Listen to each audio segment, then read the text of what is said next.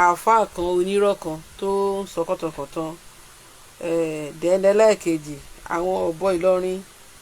tí wọ́n kọ lẹ́tà sí Tani Olohun,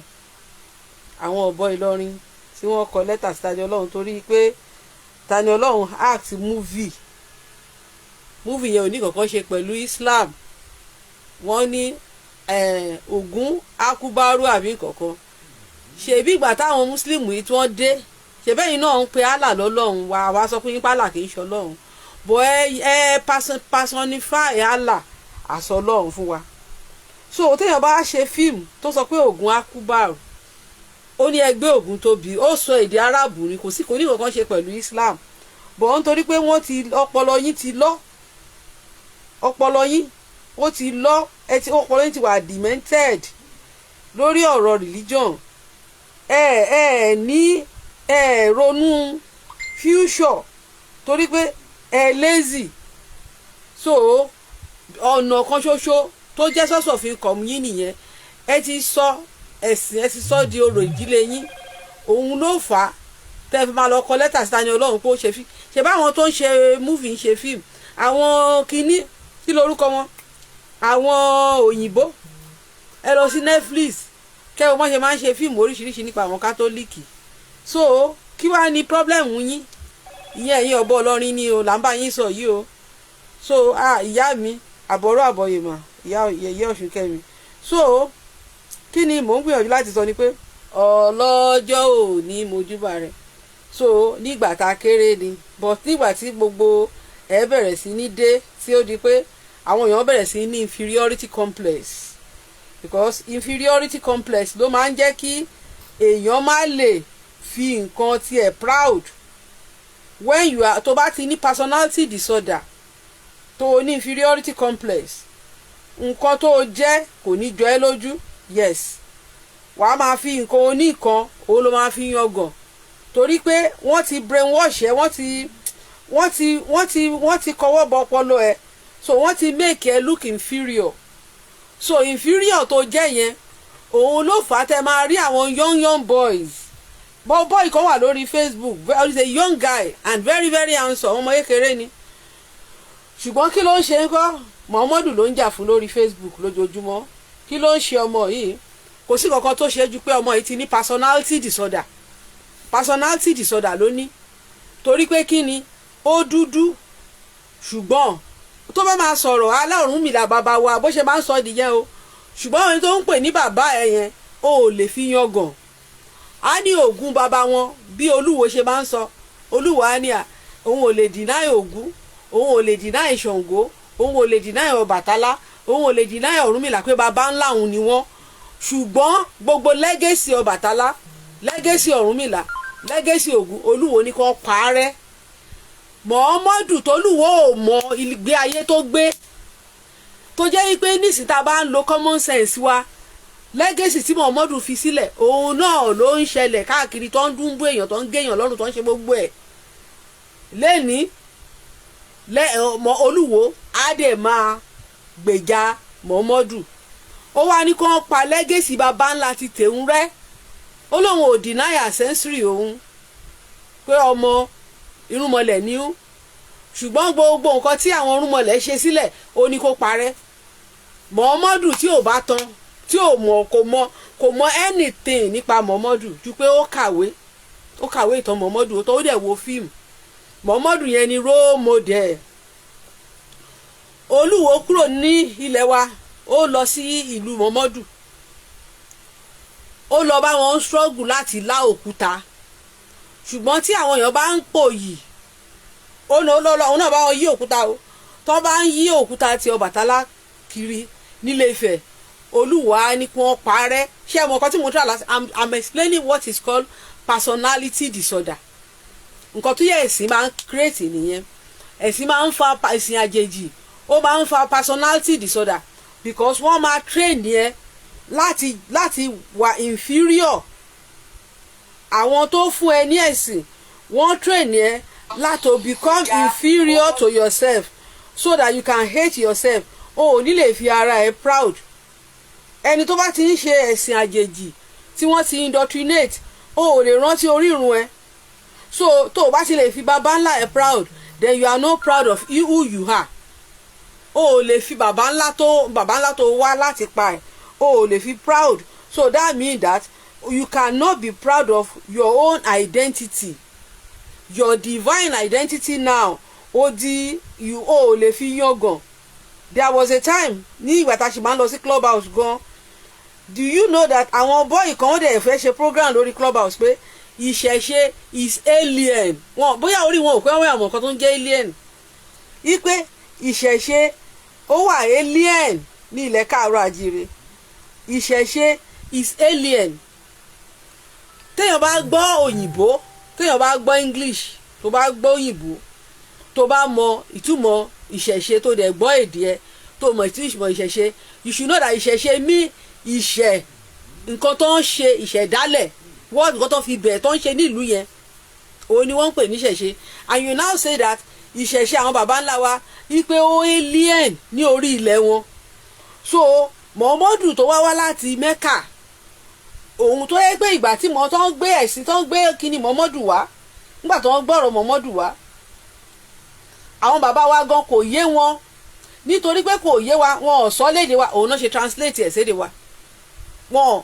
they have to explain it to them kó tó lè accept it. And another way tí acceptance fi wá ni pé wọ́n á bẹ̀rẹ̀ sí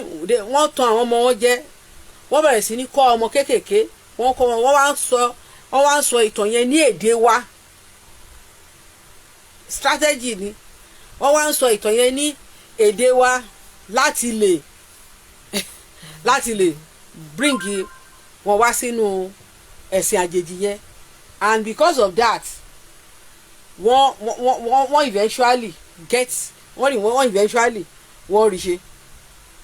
So kí lè wá sọ ni pé àwọn yẹn wá sọ pé alien. Mo wá sọ fún wọn pé báwo ni ṣe máa jẹ́ alien? Islam ni alien nílẹ̀ wa, ẹ̀sìn ìmọ̀le ni alien. Ayé tó lu jára òun ló yẹ kí ẹ̀sìn ìmọ̀le popular, torí pé ẹ̀sìn ìmọ̀le ó ń lọ sí gbogbo ìlú káàkiri láti lọ convert. Ó dẹ̀ ń ṣe indoctrination. Ìwọ́sẹ̀ bá ń sọ lẹ́ni pé ẹ̀sìn ìmọ̀le, ẹ̀sìn yín popular, kìnnìkan, ẹ̀sìn yín lọ kiri. Kódà ẹ̀sìn yín pa àwọn èèyàn, wọ́n force àwọn èèyàn láti gba ẹ̀sìn yẹn níbẹ̀rẹ̀. Pípa ni àwọn èèyàn dẹ̀ rò pé wọ́n láti surrender fún Allah, torí pé ẹlòmíì ò fẹ́ kú. Ìyẹn bó ṣe fi tipátipá mú àwọn èèyàn. So tá bá wá wọlé ní ọ̀rọ̀ tí Bíbélì sọ pé tóóró ni ọ̀nà náà, wípé àwọn díẹ̀ ló rìn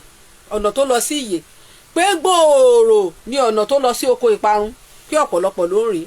Tá bá wá fẹ́ sọ pé ọ̀nà gbòòrò lé ní ẹ̀sìn ìmọ̀le gangan ni, torí ẹ̀sìn ìmọ̀le tẹ́ bá ti fi ń fọ́ pé ẹ̀yin lẹ lérò jù, ọ̀nà ìparun, ọ̀nà ègbé, òun lẹ̀sìn yín. Ọ̀nà ìparun, ọ̀nà ègbé, òun ni ẹ̀sìn yín. But wọ́n ti tàn yín, wọ́n ti program yín, ẹ rò pé ẹ̀sìn gidi ni, kì í ṣe ẹ̀sìn. Mo wo fídíò kan tí Akéwùgbà Gold sọ, Akéwùgbà Gold jábọ́ ṣùgbọ́n wọ́n tún wá dákẹ́ padà. Mi ìfẹ́ ṣe show fún wọn. Reason ni pé Akéwùgbà Gold ń preach peace. So and because of that I don't want to mi fẹ́ analyse video yẹn, because bá analyse video yẹn tó bá yọ tó wá lè jẹun lórí mi lè analyse ẹ̀ tó rà orí social media l'Akéwùgbà Gold gbé wálé pé so kí nígbà tẹ́ tí mo pé kò sí kankan nu kíní kí lẹ́ ń waste time ara yín fún. But nítorí àti jẹ, torí pé ẹ̀sìn ìmọ̀le ó ti di ọ̀nà àti jẹ nílẹ̀ wa, torí kó ti di ọ̀nà àti jẹ. Kò ń ṣe pé wọ́n tẹ́ bá tẹ̀lé nǹkan tí Quran sọ nínú súrà Bákórà, ẹ rí pé kò sí Muslim Yorùbá kankan tó lè lọ sí àlùjọ́nà. Allah sọ pé òun máa ń ra èèyàn níyè, ó lóun máa ń fi èbìbò, ó lóun máa fi ń bo ọkàn àwọn èèyàn wọ́n lè máa gba irọ́ gbọ́. Ó lóun lòun máa ń choose ẹni tó máa wọ àlùjọ́nà. Ẹni tóun bá choose bí mo ṣe wà báyìí tó wáyé pé Allah yàn mí pé mo fẹ́ kò tiẹ̀ lè yàn mí ná, kí ló fẹ́ pè mí àti ẹ̀pọ̀. Allah ò lè choose mi torí Allah àti ẹ̀ ti lose lórí èmi anyway. So Allah ni mo sọ o, kí ni mo ń gbìyànjú láti sọ. Tí Allah bá fẹ́ kálá Allah pé ó fẹ́ sọ mí di mùsùlùmí báyìí, tó bá ku èní kọ̀la Allah máa padà pè mí pé kí n di mùsùlùmí. Allah wá sọ pé gbogbo àwọn tó bá wá sínú ẹ̀sìn mọ́lé bírú àwọn Tani Ọlọ́run, bírú àwọn olówó Èkó, bírú àwọn ms bàbá, ó ní òun lòun máa tún lé gbogbo wọn kúrò nínú ẹ̀sìn mọ́lé pátápátá. àbọ̀rọ̀ àbọ̀yẹ̀ bàbá mi mo tiẹ̀ ṣe fẹ́ sẹ́ǹdì ẹ̀ sí yín tẹ́lẹ̀ ni ẹ káàbọ̀. Allah sọ pé òun máa lé wọn kúrò nínú ẹ̀sìn ìmọ̀le bó ṣe sọ nìyẹn. so ẹ rí i pé lè ní àwọn mùsùlùmí wa wọ́n ní nǹkan tó òyìnbó ń pè ní delusion because ìwé tẹ́ ẹ kà ṣé ẹ wá fẹ́ manipulate Allah ni ẹ lè manipulate Allah. kódà táwọn èèyàn bá ṣaláìsí gan tẹ́ ń sọ pé àlùjọ́nà fẹ̀rẹ̀dáùsì gan bíi pé ẹ̀ ń waste time ara yín ni because Allah nìkan ṣoṣo òun ló mọ ẹni tóun fẹ́ save. nǹkan tó wà nù Islam nìyẹn. ìdí tó ń ṣe ń pe Allah ní Rahim Rahman nìyẹn. Rahim àti Rahman nǹkan tó ń ṣe ń pe Allah nìyẹn. that is pé ẹni tó bá choose òun choose ẹ̀ pé grace pé ó dẹ̀ pé àánú Allah ni ẹnìyẹn rí gbà òun ni Allah ṣe mu tó fi sọ dẹrú. that is the meaning of Rahman Rahim. ṣùgbọ́n láti ìgbà tá a ti kéré ni wọ́n ti parọ́ fún wa pé Ramoni o àti Rahimu o wípé àjọkẹ́ ni wípé àṣàkẹ́ ni wọ́n ti pa irọ́ fún wa pé àjọkẹ́ ayé àti àṣàkẹ́ ọ̀run ni Ramoni àti Rahimi. ṣùgbọ́n àṣé oh God àṣé àwọn alálẹ̀ wa gangan àwọn irúnmọlẹ̀ àwọn ló ní oríkì àjọkẹ́ ayé àti àṣàkẹ́ ọ̀run. Olódùmarè ò ń ṣàṣọkẹ́ torí pé kò sí ẹni tó lè ṣa Olódùmarè kẹ́. àṣàkẹ́ yẹn náà bí àwọn òòṣà tí a kẹ́ nìtúmọ̀ ẹ̀ ẹ̀rí kan ní òòṣà àwọn tí a ṣà the choosing the selected ones. àṣàkẹ́ the selected one tí a kẹ́. báwo ni àwọn orúnmọlẹ̀ wa ṣe jẹ́ àṣàkẹ́? Olódùmarè ṣà wọ́n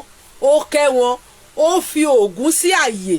ó fún Ọbàtálá sí pòsíṣàn tó dáa ó fi Ọ̀rúnmìlà sí pòsíṣàn tó dáa tó jẹ́ pé kò sẹ́ni tó lè compete ẹ̀ pẹ̀lú wọn. ó bó ṣe dá wọn tán ó fún olúkálukú ní iṣẹ́ titi ẹ̀ èyí tó jẹ́ òjíṣẹ́ iná, èyí tó jẹ́ òjíṣẹ́ afẹ́fẹ́, èyí tó jẹ́ òjíṣẹ́ oòrùn, èyí tó ń sán àrá. Olódùmarè fi wọ́n sí àṣàkẹ́ ni wọ́n. Olódùmarè ló ń ṣàwọn kẹ́. àjọkẹ́ ayé Olódùmarè rán wọn wá sílé ayé pé ká máa kẹ́ wọn ká máa gẹ̀ wọ́n. wọ́n wá di ẹni tí gbogbo wa ń pè tá à ń sìn tá à ń bọ. àwọn ni àjọkẹ́ ayé. so Ọlọ́run Olódùmarè kò kì í ṣe àjọkẹ́ ayé. Ọlọ́run Olódùmarè ò kì í ṣe àṣàkẹ́ ọ̀run. àwọn irúnmọlẹ̀ wa àwọn ni àjọkẹ́ ayé àwọn ni àṣàkẹ́ ọ̀run. ṣùgbọ́n nígbà tí àwọn onímọ̀lé dé ní ìgbà náà lọ́hùn tí wọ́n gbé Àláù dé táwọn bàbá wa ò tiẹ̀ mọ ẹni tó ń jẹ́ Àláù tí wọ́n wá ń pa irọ́ ni wọ́n bẹ̀rẹ̀ sí í hun àwọn oríkì àwọn òrìṣà. wọ́n á bẹ̀rẹ̀ sí í hun fún Allah. wọ́n bẹ̀rẹ̀ sí ní hun oríkì àwọn òrìṣà. wọ́n bẹ̀rẹ̀ sí ní hun fún Allah. so ẹ rí pé ìgbà táwọn máa wá dàgbà tí wọ́n máa bí àwa irọ́ yẹn ti wà kó tó di pé wọ́n bí wa. ọ̀pọ̀lọpọ̀ wa àdẹ̀ ronú kàtẹ́ wa túmọ̀ èdè wa dáadáa because èdè tiwa ní kò yẹ kí wọ́n tú fún wa. so gbogbo wọn sọ pé wọ́n wá sọ fún wa pé àwọn bàbá wa o àwọn oníṣẹ̀ṣe tí wọ́n ń pe àwọn irúnmọlẹ̀ ní àjọkẹ́ àti àṣàkẹ́ wọ́n wá sọ pé àwọn oníṣẹ̀ṣe yẹn wọ́n gbé àwọn òòṣà wa wọ́n gbé ga ju Allah lọ. meanwhile Allah gangan ni wọ́n gbé wá láti òkèrè tí wọ́n wá gbé sí ipò Olódùmarè tí wọ́n wá gbé sí orí àwọn òrìṣà tí wọ́n dẹ̀ wá sọ pé òun ni àjọkẹ́ àṣàkẹ́ gbogbo oríkì àwọn òrìṣà wọ́n wá fún Allah. ṣùgbọ́n ẹ rí i pé ìṣẹ̀ṣe ò lè balance pẹ̀lú orúkọ yẹn kò balance. tẹ́ bá fẹ́ bọ Ògún sìn tẹ́ bá kífá tẹ́ dárúkọ Olódùmarè tẹ́ bá dárúkọ Allah kò ní ṣiṣẹ́. ìṣẹ̀ṣe ò balance pẹ̀lú ẹ̀. so àwọn baba ńlá wa wọn ò gbé Ògún Ṣàngó wọn ò gbé wọn ga ju Ọlọ́run lọ. ṣùgbọ́n torí pé olódùmarè ló rán wọn òun ló ṣà wọ́n kẹ́ olódùmarè ló ṣà àwọn irúnmọlẹ̀ wa kẹ́ òun ló sọ wọ́n di àjọkẹ́ ayé òun ló sọ wọ́n di àṣàkẹ́ ọ̀run torí pé ifá ní àjò láyé ọ̀run nílé àwọn irúnmọlẹ̀ sọ pé ìwà ọ̀run ni àwọn ti wá kì í ṣe òfurufú tẹ̀ ń wò yìí o kì í ṣe òfurufú torí ibi tí àwọn èèyàn ti wà confuse nìyẹn wọ́n á ní ṣùgbọ́n àwọn babalá ń jábọ́ láti òfurufú no àwọn babalá wa ò sọ pé àwọn jábọ́ lófurufú òfurufú yàtọ̀ sí ọ̀run tí àwọn baba ńlá wa ń sọ kì í ṣe òfurufú Allah ló ń gbé lófurufú Allah òun ni sky god òkò ń ṣe òun ni wọ́n nínú ẹ̀sìn ìmọ̀le nínú tẹ́ bá lọ kà wọ́n ní Allah ó ń gbé ní 7th heaven ìyẹn ní ọ̀dọ̀ àwọn ìmọ̀le so sometimes kẹ́ máa túmọ̀ èdè òyìnbó sí èdè wa láì ṣe proper verification ó wrong heaven ò túmọ̀ sí ọ̀run lédè wa heaven kò túmọ̀ sí ọ̀run because tẹ́ bá wo nǹkan tí àwọn bàbá wa ń pè ní ọ̀run ó yàtọ̀ sí bí àwọn òyìnbó ṣe tú heaven ẹ rí pé heaven ń sìn God ló wà ń bẹ àti àwọn angel gbogbo àwọn tó dẹ̀ jẹ́ òṣìṣẹ́ God ẹ rí pé orúkọ Greek ni wọ́n ń jẹ́ Michael Uriel nǹkankan báyìí gbogbo wọn yẹn àwọn ló wà ń bẹ àwọn Greek Roman àwọn ló ní heaven àwọn onímọ̀le àwọn àràbó àwọn ló ní àlùjọ́nà because ẹ bá gbogbo orúkọ tẹ́ máa gbọ́ ní àlùjọ́nà they are all orúkọ onímọ̀le mo rántí ìgbà Yorùbá nation ṣé akib àbí rọkíbù àti àtìdù àáfà akib sọ pé rọkíbù àti àtìbù wọ́n ń kọ iṣẹ́ gbogbo wa sílẹ̀ ẹjọ́ ṣó make sense àwọn àràbó ló tún ń kọ iṣẹ́ wa sílẹ̀ rọkíbù àti àtìdù àwọn ló ń kọ iṣẹ́ àwọn àràbó sílẹ̀ nínú tradition tiwa àmọ́ ẹni tó ń jẹ́ akim rọkíbù àmọ́ ẹni tó ń jẹ́ àtìdù àwọn bàbá wa dẹ̀ ló sọ ìtàn pé ibìkan wà tó ń jẹ́ ọ̀run àwọn ló sọ bẹ́ẹ̀ àwọn ló pe ara wọn ní àwa ní irínwó ọ̀run tí a mọ ilẹ̀ irínwó ọ̀run irúnmọlẹ̀ kan ọ̀run kan ni Ògún ọ̀run ni Ṣàngó ọ̀run ni Ọ̀rúnmìlà ọ̀run ni Ọ̀ṣọ́òṣì ọ̀run ni Ọbalúayé ọ̀run ni so irínwó ọ̀run tó mọ ilẹ̀ òun ni wọ́n ń pè ní irúnmọlẹ̀ irínwó ọ̀run tó mọ ilẹ̀ òun ni wọ́n ń pè ní irúnmọlẹ̀ tí Odùduwà wá jẹ́ ọ̀kànlérínwó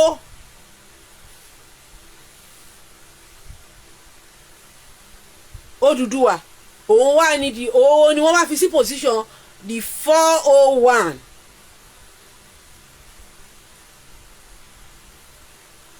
ṣe ti rí bẹ́ẹ̀ yẹn pé àlùjọ́nà tẹ́ bá wo concept àlùjọ́nà bẹ́ẹ̀ yẹn àti concept heaven ẹ rí pé kò jọ nǹkan tí àwọn bàbá wa ń pè ní ọ̀run so Christian tó bá sọ pé òun fẹ́ lọ sọ́run ọ̀dọ̀ ọ̀rúnmọlẹ̀ ló ń sọ pé òun fẹ́ lọ mo máa ń sọ fún yín tẹ́ bá mọ̀ pé ẹ lè máa pè ẹ má máa pè ẹ kú máa pe paradise ẹ ní paradise lẹ́ ń lọ o ẹ jọ pé paradise yẹn àwọn Júù ló níbẹ̀ paradise lẹ́ fẹ́ lọ ṣùgbọ́n tẹ́ bá sọ pé ẹ fẹ́ lọ sọ́run kan ẹ fẹ́ ṣe kíní kan ẹ̀ ń kílámọ̀ pé ẹ fẹ́ lọ sọ́dọ̀ àwọn Ògún nìyẹn o ọ̀dọ̀ àwọn Ṣàngó ni tẹ́ bá dẹ̀ wá ń ṣọ́ tẹ́ bá ti sọ pé ẹ̀yin ọ̀run ẹ sọ̀kalẹ̀ àwọn ọ̀rúnmọlẹ̀ lẹ́ ń pè kò sí Michael kankan tó fẹ́ dá yín lóhùn because Michael ò gbọ́ èdè yẹn rí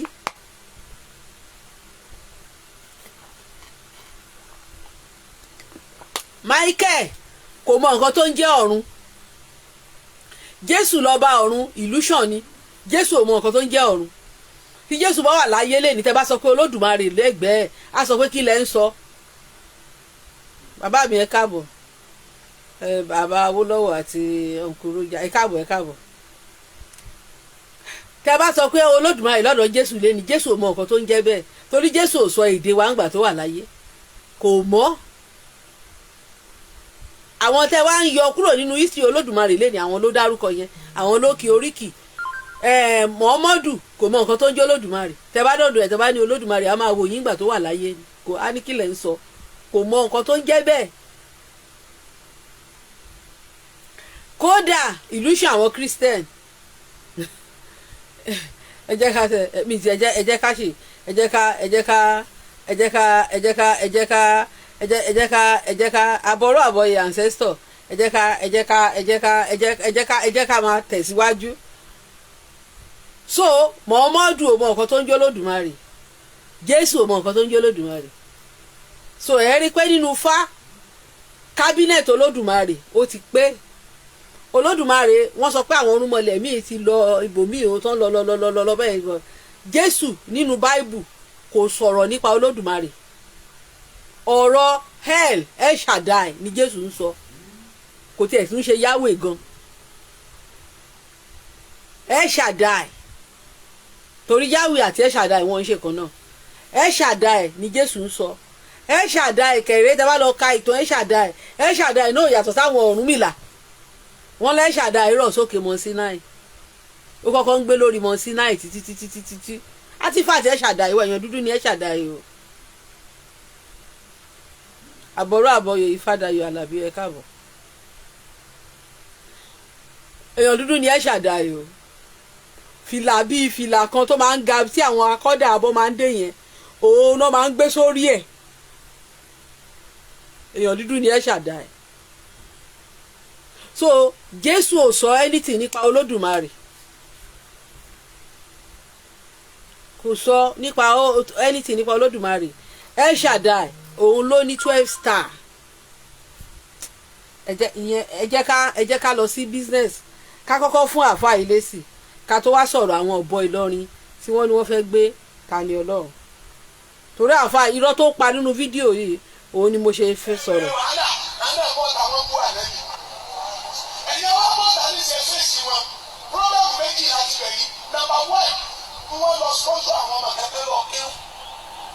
ṣe rí kórí àáfàá yóò pé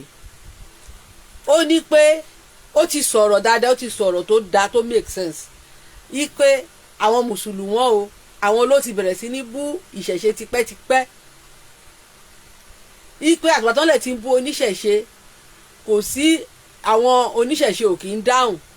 Ó ní bí àwọn oníṣẹ̀ṣe ṣe wá lọ sponsor àwọn ọmọ tó lọ kéwù nìyẹn. Bàbá Tani Ọlọ́run muslim ni, ṣé táwa ni ms bàbá ọmọ mùsùlùmí ni, ọmọ mùsùlùmí ni Àkànbí Ọlọ́ba,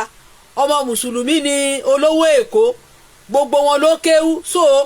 àwọn oníṣẹ̀ṣe wo ló wá sponsor wọn kan lọ kéwú? Ó ní ṣùgbọ́n kèfèrí ni wọ́n. ṣé ẹ rí àwọn èèyàn dúdú orí wọn ò pé, ẹ má bínú nǹkan tí mo sọ yìí.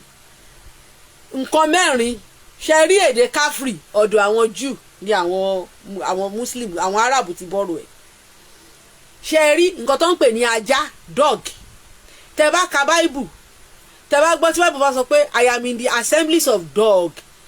àwọn dog àwọn tí ò bá jẹ́ Júù òun náà máa ń pè ní ajá. ẹ rí i pé nínú báìbù Jésù sọ fún obìnrin kan tó lọ bá wípé oúnjẹ tó tọ́ sí àwọn ọmọ that is pé nǹkan tó jẹ́ fún what belongs to the Jews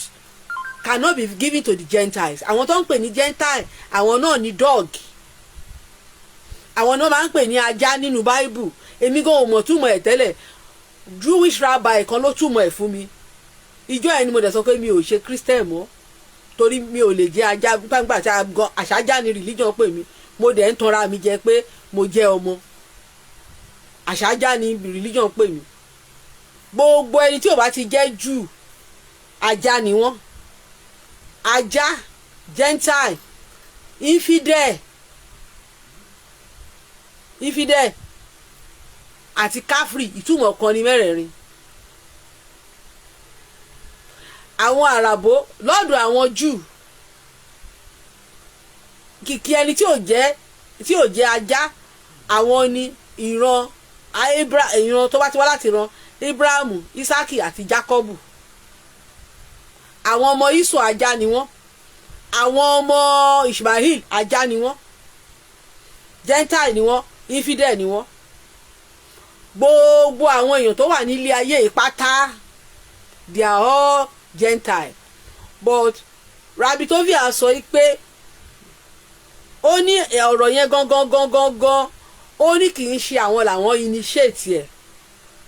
ìyẹn lèmi ò wá mọ̀. Ó ní àwọn kátólíìkì ló mú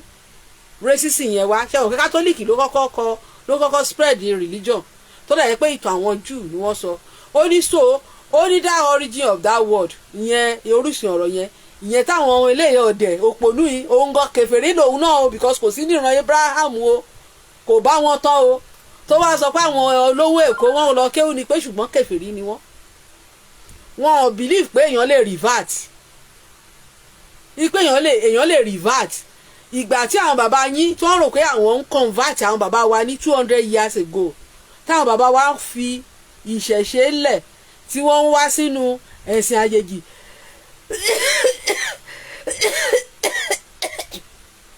tó wá sínú ẹ̀sìn àjèjì ẹ jẹ́ má bínú ẹ mọ̀ pé ọjọ́ kan wà tí àwọn ọmọ wọn náà máa tún jí padà tó wá tún padà sí orírun wọn nǹkan tó ń ṣẹlẹ̀ ń sìn nìyẹn nígbà yẹn rò pé yìí ń win but now ẹ ti ń lose by Allah ti ń lose by Allah ti ń lose reason ni pé wọ́n ní ìran mẹ́ta kì í tòṣì ìran mẹ́ta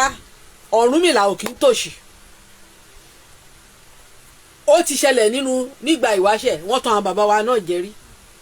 ṣùgbọ́n àwọn generation míì máa ń padà dé tó máa ń padà save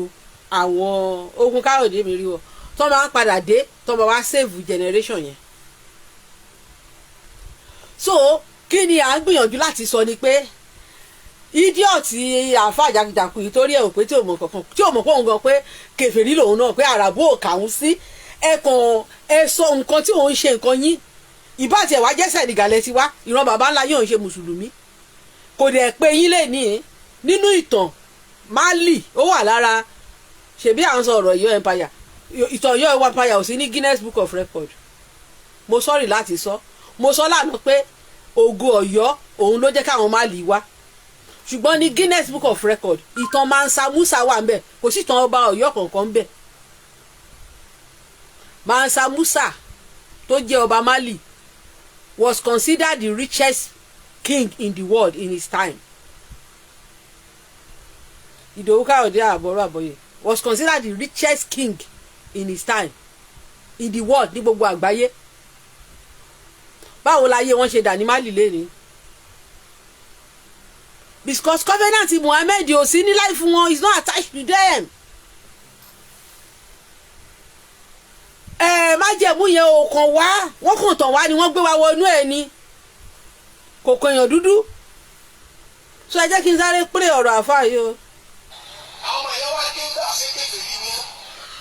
ẹsẹ bọta ní sí ọba bá ní sí tó àti bọta ọyẹ náà bọ ẹkú dáná ní í ṣe wọn sì fẹ́ yọ lẹ́nu lẹ́yìn ọgbà pé ẹyẹ ìkéwù. ẹ̀gbọ́n kan tó sọ ó ní wọ́n kéwú ó ní ṣùgbọ́n ó kèfèrí ni wọ́n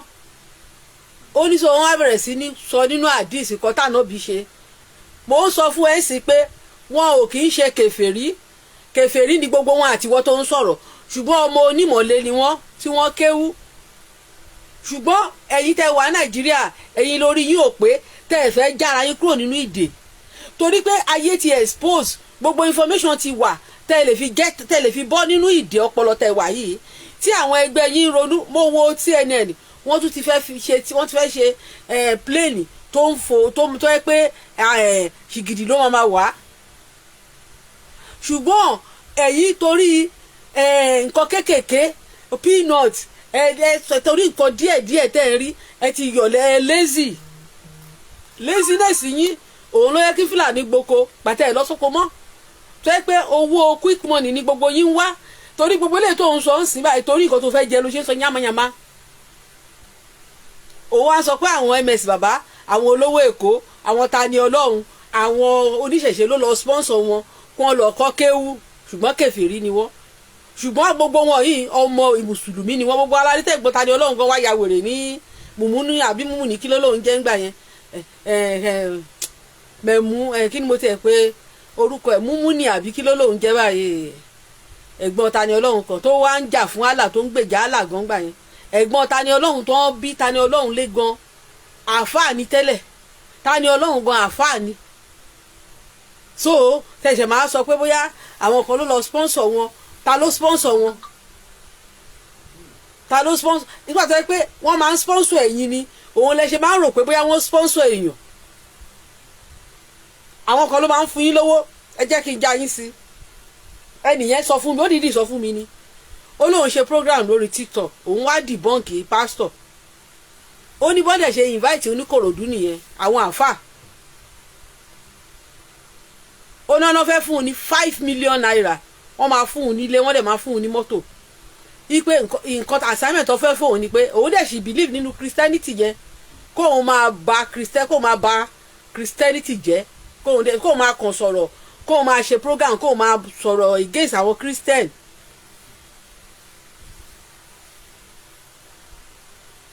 sì lòun ó dẹ̀ sì gbàgbọ́ nínú Jésù ẹ̀ so wọ́n wá ní pé ṣùgbọ́n pásítọ̀ tó ló lọ ṣètò lórí pásítọ̀ yẹn pé pásítọ̀ yẹn treat òun bad so ó náà wá invite òun wọ́n wá pe nọ́mbà ẹ̀ ní Kòròdú ó náà ṣe meeting pẹ̀lú òun ó lóun wá tọ̀ wọ́n jẹ pé òun á ṣe torí ẹ̀rù ń bà òun ó níbi tóun wọ̀ yẹn ó ní àwọn máfíà ni ó ní wọ́n jọ ó lẹ́rù wọn bà ojú wọn lọ báyìí ṣe mọ̀ káwọn ẹ̀wọ̀n bójú àwọn ará Mali yẹn ó lóun àwọn òṣìṣẹ́ ìṣàní àwọn Boko Haram lòun wà báyìí òun ti bàjẹ́ o ó ní so wọ́n sọ pé ṣé òun máa ṣe ó lóun máa ṣe gbogbo kò gbà kọ́bọ̀ lọ́wọ́ wọn o ẹni orí lọ ó ní bóun ṣe charge escape báyìí òun sá lọ ni o òun gba 5 million ló náà tó máa kọ́kọ́ sọ sáàkáǹtì òun wọ́n dẹ̀ máa fún lé máa fún mọ́tò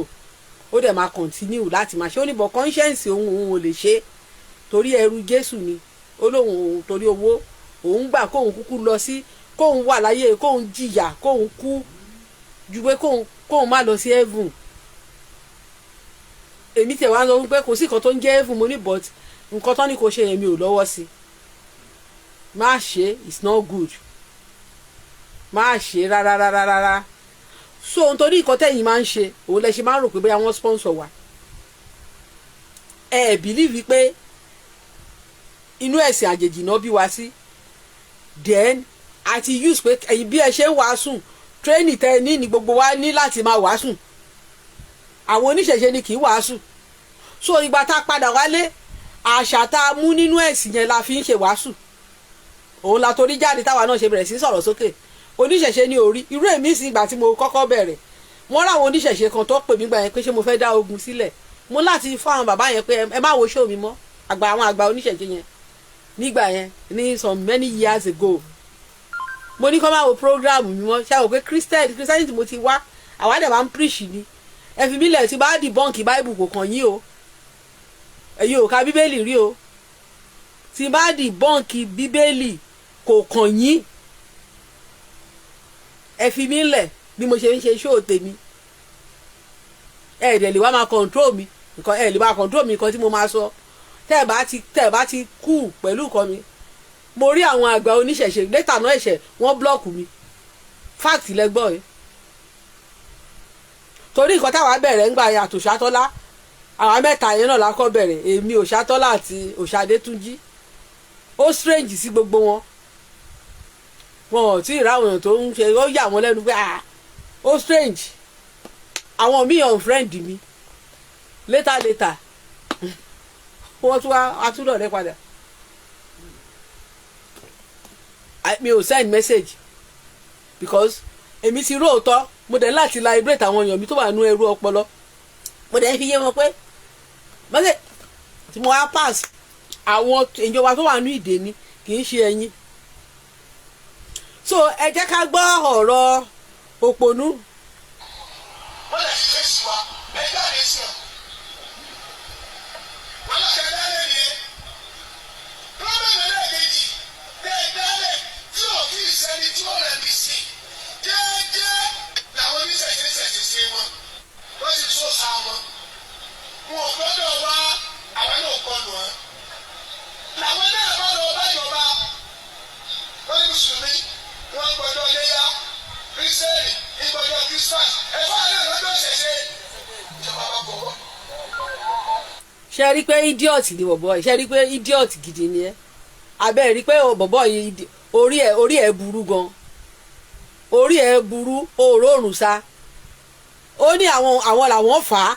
pé ìṣẹ̀ṣe náà lọ gba ọdún ìṣẹ̀ṣe dé nìkan a máa gba ọdún ẹ̀là a máa bẹ̀rẹ̀ sí campaign yẹn sìn tí n bá ṣe pé ìṣùdè lọ bọ́ sí 24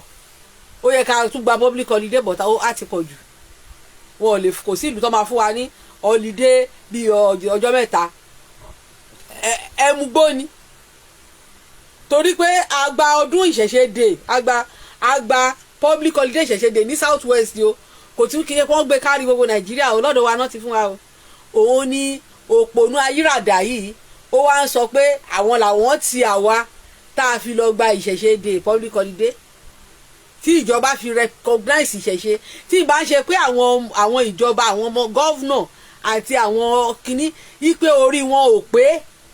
nítorí wọ́n ti wà ní ẹ̀sìn àjèjì wọn ò rántí pé orírun àwọn pé nínú ìkòkò dúdú ni ẹ̀kọ́ funfun ti jáde wọn ò rántí pé nínú ìkòkò dúdú ni ẹ̀kọ́ funfun ti jáde pé DNA òrìṣà ló ràn lára àwọn páwọn ò jọ Jésù bẹ́ẹ̀ ni wọn ò dẹ̀jọ Mọ̀ọ́mọ́dù òyìnbó ni Jésù àtànọ́bì fámìlì kan ni wọ́n ọmọ Iraq ni wọ́n ti wá Iraq lórírun wọn báwa ṣe ń sọ pé Ifẹ̀ ni wọ́n ti bí wa kẹ́dẹ́fẹ́ kábẹ́fẹ́ béèrè wo àti ilé Ifẹ̀ ni wọ́n ti bí wa kẹ́dẹ́fẹ́ béèrè wo gbogbo wa ṣe ń sọ pé Ifẹ̀ láti kúrò Iraq lórírun Iraq náà ti bí Ibrahim Iraq náà ti bí ọmọ Iraq ni Kazdin náà ti bí Iraq ló wà Iraq ni Guardian of Eden wà Iraq ni gbogbo ẹ̀ wà Iraq ni Noah ti so àwọn ọ̀pọ̀ àwọn kan ọ̀dẹ̀dọ́ wọn á ní ọmọ Noah bí òun náà ń pè lọ́mọlúàbí ṣe rí this is just nǹkan tó ń pè ní personality disorder nìyẹn ọmọ tí olú ìwà bí ẹ ló ti di ọmọ tí Noah bí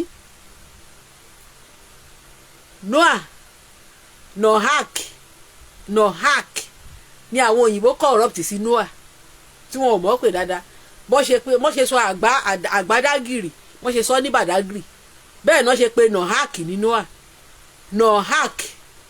Nohak kí náà ń pè ní hak ṣebí ọkọ̀ náà ń pè ní hak ẹni tó kankan òun lè wá sọ pé òun ni olú ìwà tí wọ́n dẹ̀ ń pe òrìṣà ńlá ní olú ìwà ayé àgbà òrìṣà ní Ọbàtálá òun ni olú ìwà ayé òun ni àkọ́bí Olódùmarè nínú Ifá olódùmarè ń bímọ o bọ̀ òun ni Olódùmarè kọ́kọ́ dá sóun làkọ́bí torí àwọn orúnmọlẹ̀ ọmọ Olódùmarè ni wọ́n Ọbàtálá òun ni àkọ́bí òun ni olú gbogbo wọn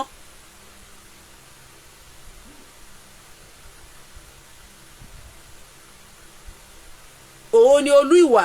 òun ni àbá gbogbo òrìṣà àbá àrìṣà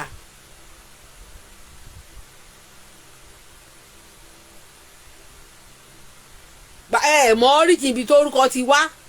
wọ́n sọ pé Noah ni wọ́n corrupt so kí ló dé tí gbogbo ayé ò ṣe máa pàṣẹ nínú Bible ṣùgbọ́n ní Noah ni baba ńlá gbogbo generation yìí tí sáyẹ̀nsì ti proof ẹ̀ pé rọ́nà ń pa tí DNA wa ò jọra tí DNA ti sọ pé ẹnì kankan ló bí gbogbo wa olúkálukú ló níbi tó ti wá kí ló dé táwọn òyìnbó ṣe máa kóra wọn lọ́mọ tí ó mọ ọmọlúàbí gbogbo àwọn kinní yẹn mental problem ni torí pé ẹ fẹ́ adapt ara yín sínú sísítẹ́ẹ̀mù ẹ̀sìn àjèjì tẹ́ gbà mo máa ń sọ lẹ́yìn tó wáyé pé ẹ̀sìn àwọn India là ń ṣe wọn ò ní sọ pé Odùduwà wá láti Mẹ́kà mọ́ India nàbà lódùduwà ti wá. àbọ̀rọ̀ àbọ̀yè bàbá mi ẹ káàbọ̀ Oṣòdì ẹ káàbọ̀ India nàbà sọ pé Odùduwà ti wá lẹ́ni wọn ò ní link Odùduwà mọ́ Mẹ́kà o Mẹ́kà kẹ̀ bàbá ńlá India Olúwo ń ṣe ọmọ India nìbàjẹ́.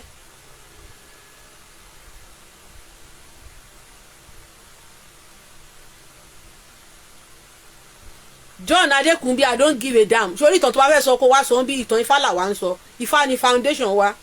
Ọbàtálá ni àwa mọ̀ gẹ́gẹ́ bí àkọ́bí Olódùmarè nínú Ifá so go and question Àràbà Ifẹ̀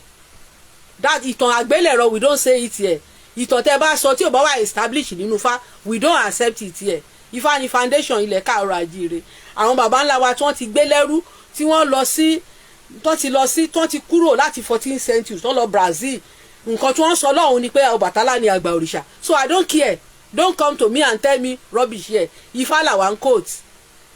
nǹkan tí Ifá sọ làwa ń sọ kì í ṣe ìwé ìtàn àbí àgbélẹ̀rọ no ìtàn tó bá fẹ́ establish tó o bá ti lè fi Ifá establish here get out of here Ifá làwa fi establish history Ọbàtálá ni àgbà òrìṣà nínú Ifá cause that is the òun ni Ifá recognize gẹ́gẹ́ bí àgbà òrìṣà nígbà tí ìtàn ìṣẹ̀dálẹ̀ Ọbàtálá ni ló wà ń bẹ̀ nínú ìtàn Ifá. òun ló lìdí àwọn òrìṣà tó mú àdá idà bọ̀ idà yẹn wọ́n ní kò ṣáàpù bí idà Ògún kó Ògún tó wá lo idà títí ẹ̀ láti fi lànà fún wọn. so ìtàn Ifá làwa ń sọ kì í ṣètàn àgbélẹ̀rọ torí kò sẹ́ni tó wà ń bẹ̀. Ifá dẹ̀ ni òun ni background ìtàn wa in foundation wa.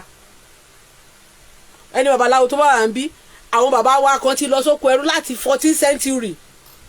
ìtàn tí Ifá tí wọ́n ń kì yẹn náà tí bá pé babaláwo tó wà ń Benin Republic ṣe ọmọ ọdún táwọn ti wà lọ́hùn ìtàn Ifá tó máa sọ ni pé Ọbàtálá làgbà òrìṣà. so why are you now telling us no àwọn tó ti lọ Benin tó wà ní gbogbo Benin Republic tó wà ní present Togo now Ifẹ̀ Atápẹ̀mẹ́ ní lọ́hùn tí babaláwo bá máa sọ̀rọ̀ Ọbàtálá náà máa sọ. so what history are you now telling us? that is ṣé àwọn yẹn náà wọ́n ń sùn lọ́hùn.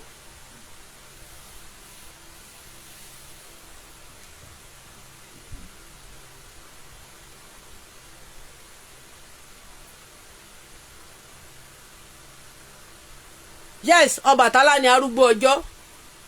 nǹkan tí Ifá recognize làwa nǹkan tí Ifá bá ti sọ làwa ń sọ ń bí. I don't care, you can have your own belief but that is what Ifá say. Ifá làwa dẹ̀ ń tẹ̀lé. ẹ jẹ́ ká pẹ̀rẹ̀ ká gbọ́rọ̀ òpònú àfa olóhùn.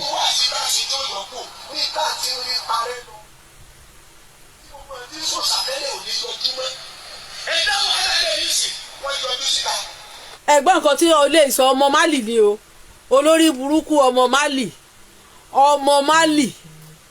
ó ní nǹkan tí àwọn ti ń parẹ́ lọ tó jẹ́ pé tẹ́lẹ̀tẹ́lẹ̀ olóòṣà ò ní àyà láti yọjú àwọn olóòṣà kan ń wò yín ni ìgbà tí mo do oníṣẹ̀ṣe ni mo ṣẹ̀ mọ̀ pé àwọn olóòṣà máa ń wò yín bẹ́ẹ̀ nítorí yín ò pé àwa gan tó a jẹ́ ọmọ orúmọlẹ̀ tí wọ́n máa ń wò wá bí aṣáko ni.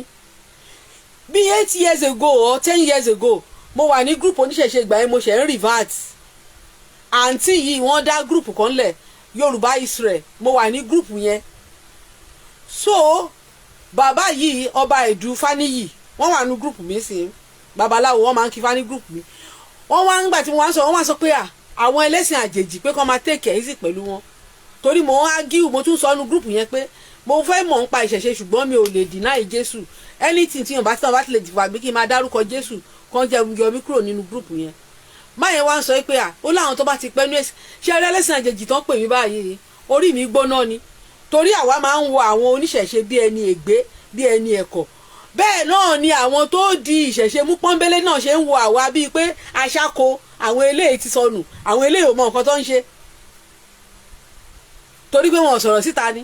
ìgbà tá a dá àárín wọn láṣẹ mọ̀ ìgbà yẹn after some years ni mo wá jáde tí mo ń pa àwọn ní Christian lẹ́lẹ́sìn àjèjì tó ń bí everybody nígbà yẹn pé a pe Christian lẹ́lẹ́sìn àjèjì ṣàpurọ́ ni is that not the identity wọ́n tó bá ka inú ẹrú àbàjẹ́ ẹlẹ́sìn àjèjì ni Muslim ẹlẹ́sìn àjèjì ni Christian.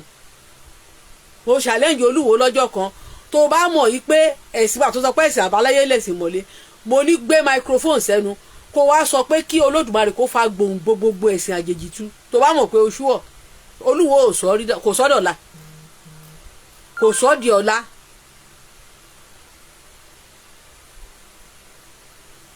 kò sọ́ di ọ̀la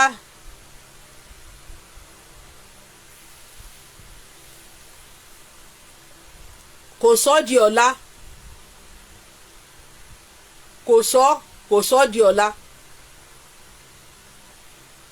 kò sọ́ di ọ̀la so ẹ máa gbọ́ òpònú ẹ̀ ó ní pé wọn ò lè jáde tẹ́lẹ̀ bẹ́ẹ̀ woman tí mo ṣe ṣòfò lánàá ẹ̀ káwùlà yẹn náà máa ń sọ kí ló ń ṣe àwọn ẹlẹ́sìn oníṣẹ̀ṣe ẹ máa ríra yín ẹ̀yin tó pé rífrafù níyí àwọn professors àwọn doctors ìgbà tá a padà wálé la rí pé ó pé tí ìṣẹ̀ṣe wọn kàn láùdù ni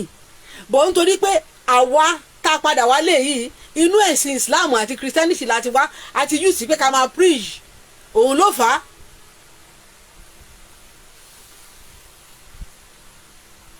àgbá òfo ló máa ń pariwo àgbá tó lómi nínú kì í pariwo ẹ máa gbọ́.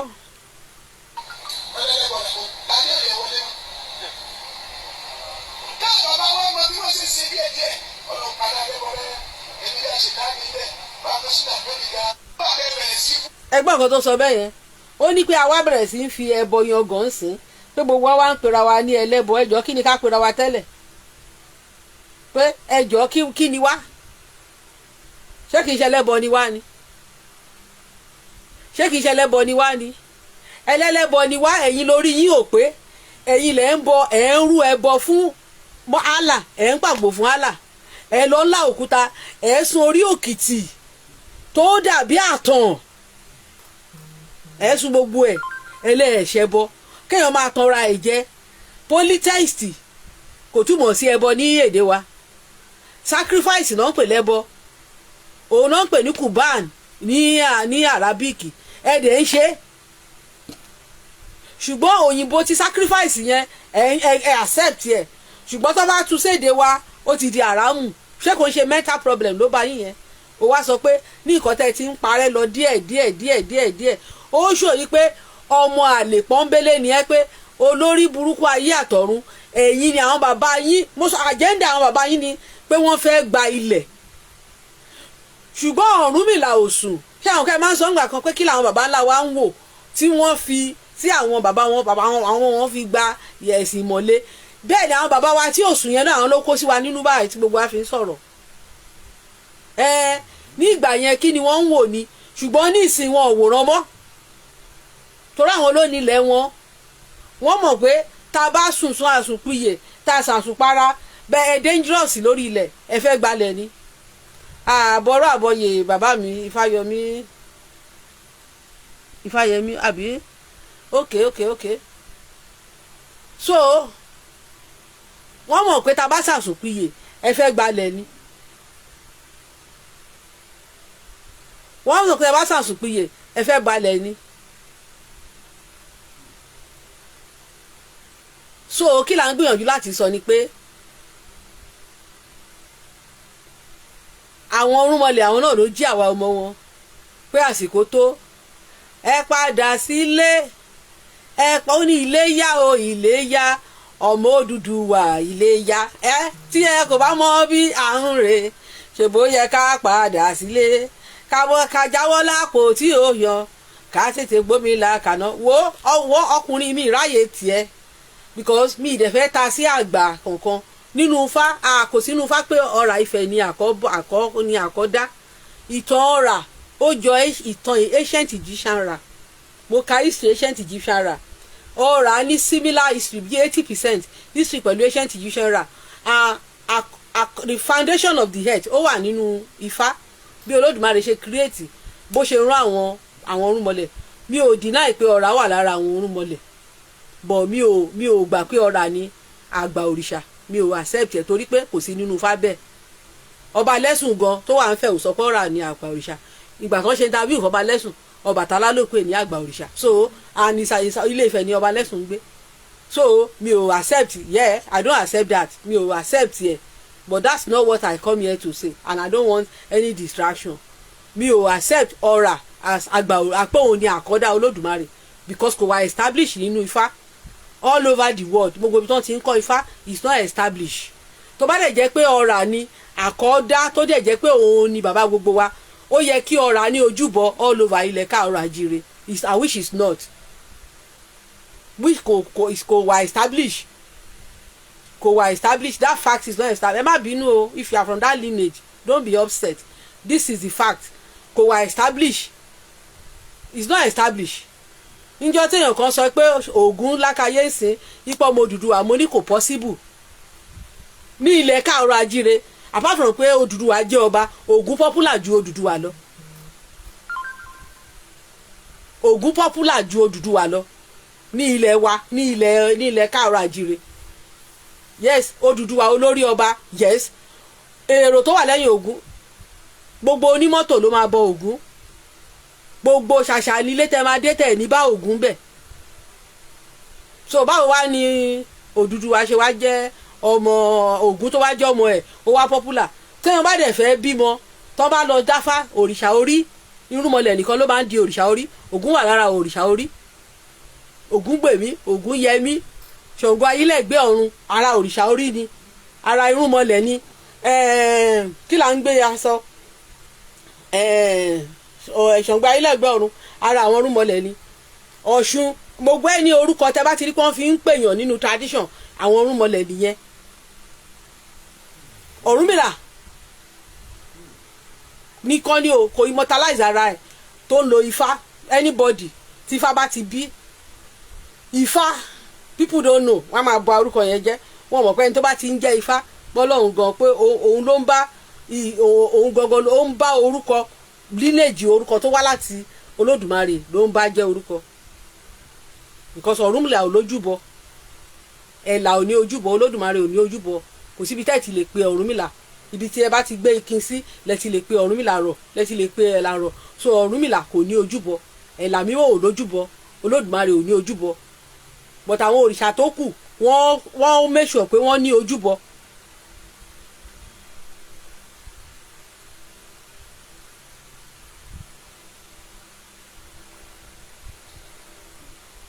Tẹ́ bá dé Ondo state ń sìn ẹ rá àwọn Ọlọ́bàtálá ń bẹ. Bẹ́ẹ̀ dé kínní bẹ́ẹ̀ dé Ìjẹ̀bú ẹ bọ́ Ọlọ́bàtálá. Àwọn Ìjẹ̀bú tó ló tiẹ̀ ṣe Ọbàtálá jù. Àwọn Ìjẹ̀bú ṣe pápá Ọbàtálá. Àwọn Ìjẹ̀bú ń ṣe ẹni tí Ọbàtálá. Bẹ́ẹ̀ náà ni mo gbọ́ pé wọ́n ṣe máa ń ṣe Ọbàtálá náà ní Abẹ́òkúta. Bẹ́ẹ̀ dé Èkìtì Ọlọ́bàtálá wà ń bẹ bẹ́ẹ̀. So tó bá jẹ́ pé ọ̀rà àlàgbà òrìṣà ó yẹ kó máa rí àwọn devotee ọ̀rà all over. But bí ìsọpọ̀ra ò kì í ṣe àgbà òrìṣà pé ò kì í ṣe àgbà, but ọ̀rà should be part of the ancient gods. Àwọn ancient irúnmọlẹ̀ tó lòdùmarè rán wá sílé ayé náà is among them. But kò nínú tradition wa ẹni tí Ifá establish fún wa pé òun ni olórí tó jẹ́ àkọ́dá ní ilé ayé àkọ́kọ́, òun ni Ọbàtálá. So and that is anybody cannot come to me and tell me another thing. Nǹkan tí Ifá establish là wá ń sọ. Ìtàn tẹ́ bá ti sọ tí ò bá ti ní Ifá reference àwa kì í gbà wọlé. Ìtàn tí ò bá ti fi ẹsẹ̀ Ifá mọ́lẹ̀ a ò gbà wọlé. Ẹ jẹ́ ká padà lọ sí ọ̀dọ̀ àwọn ọ̀bọ Ìlọrin. Àwọn ọ̀bọ Ìlọrin wọ́n ní wọ́n kọ lẹ́tà sí Tani Olohun, wọ́n tún fẹ́ padà gbé Tani Olohun. Ṣe rí pé àwọn ọ̀bọ Ìlọrin wọn ò ní tìjú. Àwọn ọ̀bọ Ìlọrin ò ní tìjú rárá. Kò tẹ́ bá ní tìjú kò yẹ kẹ́ tún wá sọ pé ẹ tún lè fẹ́ gbé Tani Olohun lẹ́lẹ́kejì. Bíi pé ẹ fẹ́ fira yín ṣe ẹ̀sín ni lórí pé kíni, lórí pé ó bẹ ajá fún Ògún, ó ní Ògún akúbá lọ́jọ́ ọdún ìmọ̀le kò ta sí yín. He only make his own. Ó sọ èdè àràbó ni. It has nothing to do with Islam. Allah akúbá kò ní kankan ṣe pẹ̀lú Islam. Akúbá ẹgbẹ́ Allah tóbi, ó ní kàn gbé Ògún tóbi. It's just like bẹ́yìn náà ṣe dé ọ̀dọ̀ ẹ̀yin náà gbé Allah wá sọ́dọ̀ wa, ẹ bọ́rọ̀ language wa, ẹ fi ń praise Allah. Òun náà dẹ̀ lo èdè àràbó, ó fi gbé Ògún tóbi. So kí wá ló ṣe, kí lè ṣe, kí ló wá ṣe? No, àbí I don't know, kí ló wá ṣe? Ṣe bẹ́ẹ̀ àwọn èèyàn ń sọ English ní ṣọ́ọ̀ṣì, àbáyàn kì í sọ English ní ṣọ́ọ̀ṣì. Àbáyàn kì í sọ English. Ṣe bẹ́ẹ̀ yìí ka Quran, kà tán, tún máa sọ èdè wa. So kí ló wá burú tí Tani Olohun tó wá fi èdè àràbó tó fi gbé Ògún tóbi? Kí wá ní kí ló ṣe sẹ́nìkan ò ṣe rí? Tẹ́mi kan máa sọ pé Ọbàtálá akúbá, Ṣàngó akúbá, ṣèbí kan gbé Ọbàtálá tóbi ni, Ṣàngó akúbá, Ọ̀ṣun akúbá. Ṣé torí yẹn sì mo ti jẹ àràmù?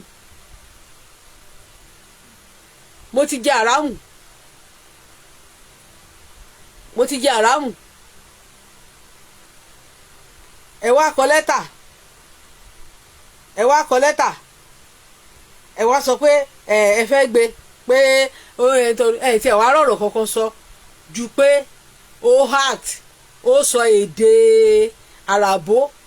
Allah yín tó jẹ́ pé ó wà incapacitated. Allah wà incapacitated. Allah ó wà incapacitated. Allah ò lè ṣe nǹkan kan. Ṣìgìdì ló ń ṣọ́ Allah níbi tí Allah wà. Gbogbo irọ́ yín ti já. Gbogbo irọ́ yín ó ti já. Ayé ti lu jára. Láìsí ṣìgìdì Allah Kaaba gan ò lè dúró gbogbo bẹ́ẹ̀ ló ṣe wà bẹ́ẹ̀ yẹn artificial intelligence wọ́n fi monitor ibẹ̀ ṣìgìdì ló máa ẹ ṣe jàre incapacitated yes sórí Allah ò lè ṣe anything Allah wà vulnerable Allah ò lè ṣe nǹkan kan gbogbo agbára tí Allah ní kò kọjá Kùránì gbogbo agbára tí Allah ní kò kọjá Kùránì agbára Allah kò kọjá Kùránì lọ nínú Kùránì òun náà sọ pé Allah ti rán òkúta tó bẹ̀rẹ̀ sí ní jù ú ṣùgbọ́n ní ojú ayé yìí Allah ò lè ṣe túẹ́ àwọn sójà òun ni wọ́n kó síbẹ̀ tó ń ṣọ́ Allah a ní àwọn àràbọ̀ máa ń sọ pé ṣe rí òkúta yẹn umu ajára yẹn wọ́n lóun ni ó rẹpísẹ́ǹtì Allah lórí ilẹ̀ ayé Allah ò ní ẹrù pé adẹ̀ máa gọ̀kú ẹrù ká máa gọ̀kú ni ẹrù pé a máa gọ̀kú ni so kò sí nǹkan àṣírí Allah ti tú àṣírí Allah ó ti tú so kò Allah ẹ̀yin kan tó yẹ pé orí yín pé ó yẹ kẹ́ dẹ̀yìn lẹ́yìn Allah ni.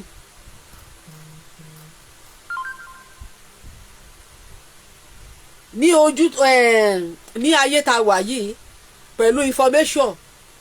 kò yẹ kẹ́ tún máa preserve Muhammadu ti sọ pé ẹ̀sìn ìmọ̀lẹ́sì ó ló máa sì fìdí jálẹ̀ torí pé Muhammadu mọ̀ náà ó ti wà nínú ancient prediction pé ayé máa lu jára pé òótọ́ ṣe máa spread truth ó máa padà wá ó ní ìjọ òun máa pín sọ̀nà mẹ́jọ pọ̀nà kan ló máa kù ọ̀nà kan tó máa kù ní àwọn àràbó náà ni.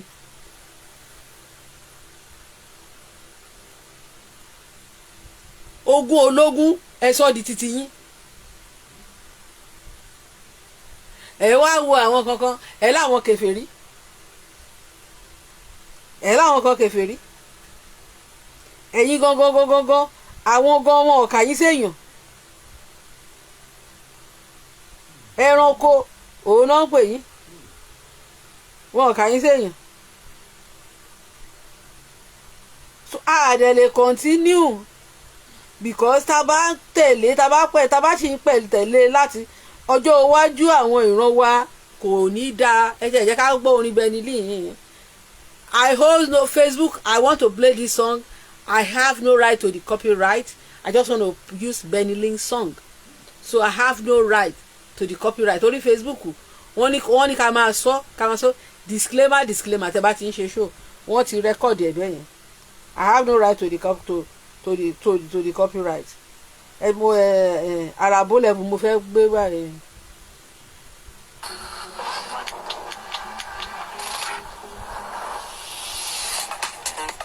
ẹ lè rí ọmọ kékeré kan tó máa sọ pé àfáà lòun nísìnyí gba àwọn ọmọ tó mu ọyàn wọ́n ti sọ pé àfáà ni wọ́n á ní ṣèyíkì ni wọ́n á ní sẹ́ríkì àwọn sẹ́ríkì táwa mọ̀ ń wẹ̀ àwọn àgbàlagbà ní sẹ́ríkì nísìnyí báyìí àwọn ọmọ kékèké torí pé gbogbo yín ẹ fẹ́ ṣe ń ṣe ẹ fẹ́ torí kẹ́ lọ síbi agbo kẹ́ ṣàdúrà kọ́ máa pín owó fún yín ìyẹn ẹ̀yin ọmọ kékèké ṣé ẹ̀kọ́ tó yẹ kẹ́ máa fàárọ̀ ayé yín ṣe nìyẹn you don't want to work so ẹ ti rí as a quick money ẹ dẹ̀ máa pe àwọn olórin ní alágbe but kí ni yàtọ̀ láàrin ẹ̀yin àti olórin kò sí yàtọ̀ because olórin tó bá kọrin torí yín bá wú torí èèyàn bá wù wá náwó fún skill wọn ni wọ́n ń lò ẹ̀yin náà ń lo skill worker lẹ́yìn náà kò sí yàtọ̀ skill lẹ́ ń lò you are using your skill ẹ̀ ń lo skill ni then nǹkan tẹ́ rò pé bóyá Allah dẹ̀kan ló ń help yín torí wọ́n ti tàn yín wọ́n ti program yín energy of the ancestors òun ló ń ṣiṣẹ́ òun mo ṣe máa ń sọ fún àwọn Christian wa pé tí ìbá ṣe pé àwọn Christian wa pé wọ́n ti mọ́pọ̀ lọ́wọ́ wọ́n ti lọ tẹ́ bá ti attribute pé ìgbà tí Jésù dé ìgbà ẹni kìnnìkan máa ń bè lọ́wọ́ yín pé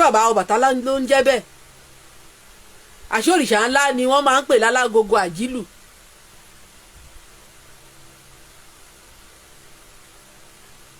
àṣé òrìṣà ńlá ni tó bá fẹ́ lọ bu omi àjípọn ní ìgbà ìwáṣẹ̀ òun ló máa ń lu agogo ó wà ní ìtàn ó wà nu fáwọn máa kí fáì jáde fún yín a máa lu òrìṣà ńlá máa ń fi omi àjípọn omi ìrì omi àìfọ̀ ó máa fi ń ṣèwòsàn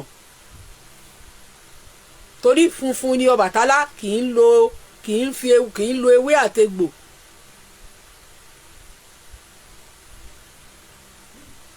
Ọbàtálá kì í lo ewé àtegbò àṣẹ ọ̀rọ̀ ló máa ń lò, ó dẹ̀ máa ń fomi ṣiṣẹ́ ìyanu. Ìgbà tó máa parọ́ fún wa wọ́n ní bàbá àpọ́sọ̀ àbábalá ló kọ́kọ́ fomi ṣèwòsàn nílẹ̀ wa, omi ló fi ṣèwòsàn o, ó ra mi padà ó mú mi já sí ọ̀nà kedere, Jésù yìí ni mo ní ní bàbá, Jésù yìí ni mo gbẹ́kẹ̀lé, òun ní lọ́nà òtítọ́ àti ìyè, Jésù yìí ni mo gbẹ́kẹ̀lé, ìbẹ̀rù kò sí fún mi o rárá o, ìfòyà kò sí fún mi o, Jésù sọ fún mi pé kò sábẹ́rẹ́ kò sóògùn àfòmíye. These are illusion song tí wọ́n kọ fún wa ní church. Má ṣe gbẹ́kẹ̀ lóníṣègùn,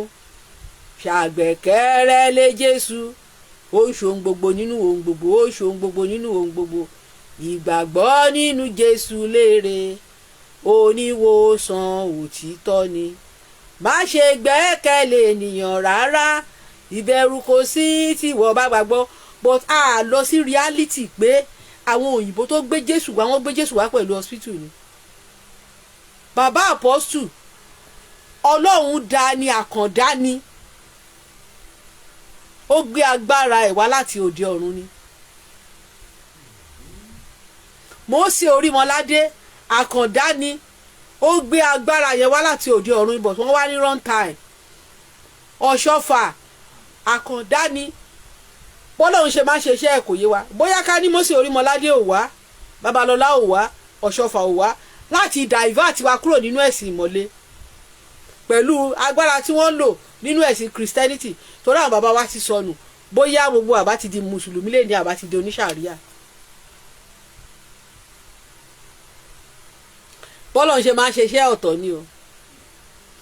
Táì wọ́n ti ṣiṣẹ́ yẹn, yes, rí i pé agbára tí Olódùmarè fún wọn pẹ̀lú pé láyé àtijọ́ ẹ lọ ka history, èèyàn ló máa ń create God. Àwọn tó wá sọ pé àkàndá ni wọ́n, gbogbo nation ló ní bọ́n ṣe máa ń fortify wọn, tó máa create wọn, tó máa sọ wọ́n di God. Èèyàn ló máa ń create God. Babalọ́lá God ni Ọ̀ṣọ́fà, God ni Mósè Orímọládé. But unfortunately wọ́n wá ní táìmù tí àwọn èèyàn ti wà ṣe kínní, godlike power tí wọ́n gbé wá yẹn òun ló jẹ́ kó fi shake Christianity. Tó bá jẹ́ inú Buddhism làwọn bàbá wa ń ṣe náà gbà yẹn náà, wọ́n máa transform Buddhism. Lẹ́yìn tí wọ́n ti lọ tán, ṣe túrẹ́ lómi torí ibi tí wọ́n mọ́ kò sí mọ́. Ṣèborúkọ Jésù tí àwọn ń pè tí ìyanu ń ṣẹlẹ̀, òun náà làwọn yòókù ń pè tí ìyanu ò ṣẹlẹ̀. So ẹ rí i pé energy wọn ni wọ́n ń lò, energy tí wọ́n dá mọ́ wọn, gbogbo wọn dẹ̀ ló lórìṣà orí títí wọn. Bàbá Ọ̀ṣọ́fà ń ṣe ọ̀ṣọ́ọ̀ṣì náà porúkọ ẹ̀ náà pé òrìṣà orí ẹ̀. Mósè Orímọládé náà òun náà lórìṣà oríṣi ẹ̀, torí àwọn tó bí ò kì í ṣe born again, wọ́n ṣe àkóṣe fáná ṣe fáwọn mẹ́tẹ̀ẹ̀ta láti kékeré. Òun náà fi lè rí agbára wọn yẹn lò. Àwọn bíi tí wọ́n padà wá bọ̀ torí pé a ti wà backward, wípé àwọn èèyàn wá ti lost, òun ló fà á. Even tó bá jáyè sí gan ni Babalọ́lá àti Mósè àti Orímọládé wá, dímọ̀ náà máa pè wọ́n sí, kò sẹ́ni tó máa tẹ̀lé wọn. Generation ta wà yìí, tó bá jó ní Babalọ́lá, Mósè àti kìíní wá dímọ̀. Even Jesus Christ gan táwọn Yorùbá Christian sọ lẹ́yìn tẹ́ bá ka Bible dáadáa, tó bá jẹ́ ayé ta wà yìí ni Jésù yẹn wá, dímọ̀ làwọn Christian Yorùbá máa pè, dímọ̀ náà máa pè, torí Jésù nu Bible ẹlẹ́bọ ni o,